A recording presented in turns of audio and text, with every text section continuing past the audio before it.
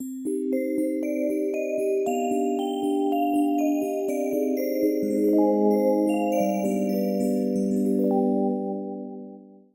to another Woohoo Wednesday. I'm Little Woo, and I'm here to address another life question that I received. This week's question is, what are the impacts of lying? Firstly, I want to acknowledge that lying is a survival mechanism. So when you go into survival mode or protection mode, it's a natural way to deal with a situation in order to survive. And even though it ultimately is about survival and protection, we need to start looking as evolving humans how to change that survival reaction and bring a more conscious choice in the situation. Because usually most situations are not going to require you to lie to save your life anymore.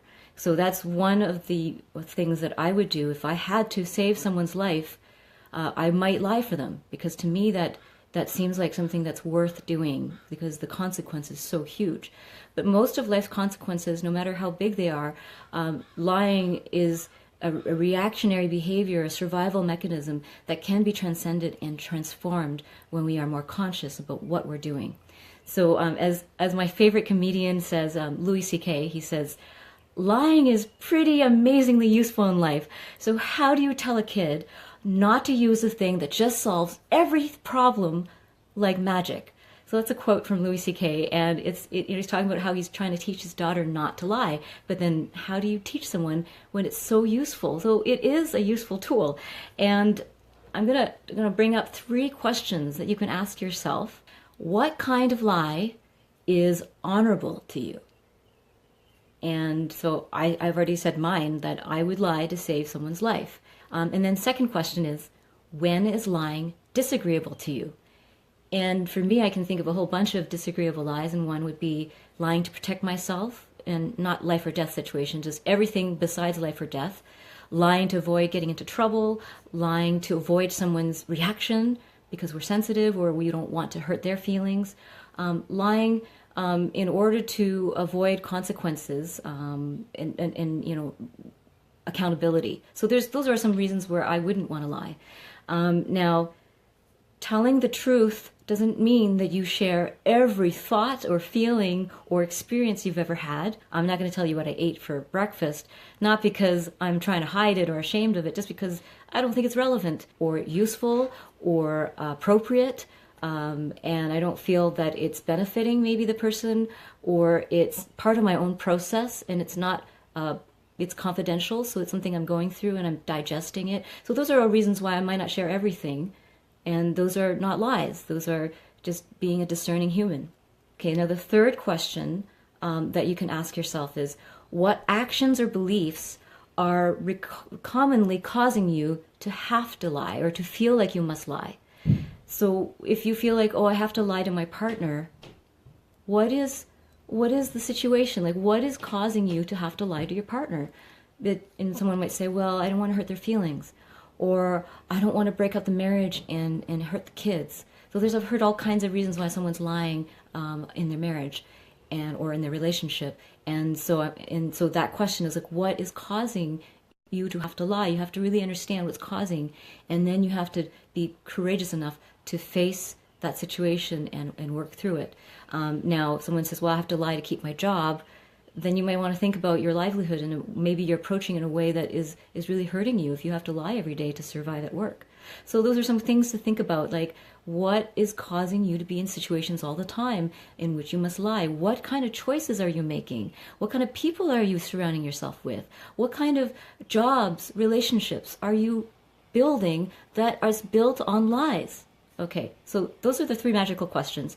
And then I'm going to talk about 4 major impacts when we do lie. One is eroding your courage. Every time you lie, you are really weakening your willpower and your ability to face difficult situations. And things that actually need to be healed or attended to, you might be avoiding. So there's a real avoidance of discomfort, and that is a lack of courage. And so it's weakening your courage. The more you practice lying, the more lacking in courage you are, and you're not developing those muscles, because it takes really courageous muscles to be able to face difficult things. So that's the number one impact. Now, another one, a really big impact, is that it erodes your self-esteem. Every time you witness yourself lying to get out of a difficult situation, even though you might justify it over and over, deep down you're going to really questioning your own sense of, your own integrity, your sense of self-worth, your ability to actually, have that kind of strength and courage. You're going to lose respect for yourself. And when you look down on yourself, then you're going to have other survival mechanisms that come up to try to protect you from feeling ashamed. So then you might feel defensive. You might be a narcissist because you've had to cover up for how you really feel. You might be very aggressive, so you attack other people first before they can bring up anything about what you're doing. Or you might be a perfectionist because you're always trying to be perfect in other areas of your life because you can't face one area. So those are some secondary survival mechanisms beyond lying that come up. So lying itself is not evil, but it is a signal that something is not right in your life. And it's important to look at it. And some of it is because we're just trying to survive. We're just trying to find some kind of comfort and peace. And so that's natural. And I'm not saying it's evil or wrong. It's just something to understand and try to transform as much as possible within your lifetime. Now, the third impact of lying is it erodes your ability to change a situation. It makes you powerless. It turns you into a victim. It destroys your capacity to really take action and in a real meaningful way. If you keep lying to avoid dealing with difficult circumstances, then you're not able to actually face the hard things in your life and make a change. So that's a really big impact. The fourth impact is that it actually really complicates your life. It creates drama, it creates tension, it creates all kinds of secondary and third levels of emotion and shame and blame, and then it gets everybody involved in something that's not real. It complicates everybody's life, not just yours. Right? So when you lie to someone, you're complicating their life too, because you're giving them something that is not real and they're believing that it's real. So like a relationship, if you're not into the relationship and you really haven't been for a long time and you've never spoken about that, then the other person is living this lie with you unbeknownst to them.